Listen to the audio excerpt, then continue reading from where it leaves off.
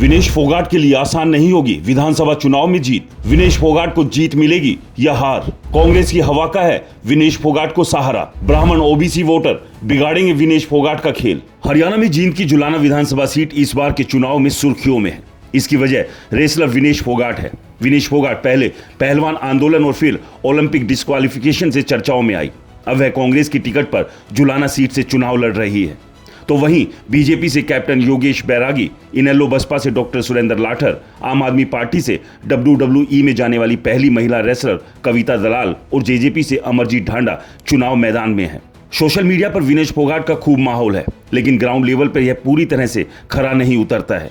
लोग विनेश को मजबूत तो मानते हैं, लेकिन उसकी बड़ी वजह यहाँ की दोहरी एंटी इनकम्बेंसी है। बीजेपी की 10 साल की सरकार और मौजूदा जेजेपी विधायक से लोग नाराज है।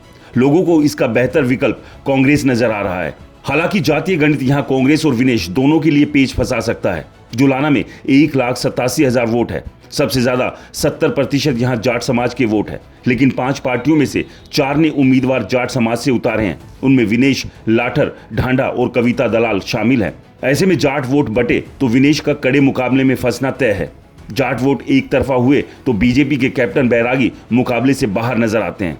यदि जाट वोट बटा और 30% ओबीसी और ब्राह्मण वोट बीजेपी के खाते में आते हैं तो नतीजे चौंका सकते हैं।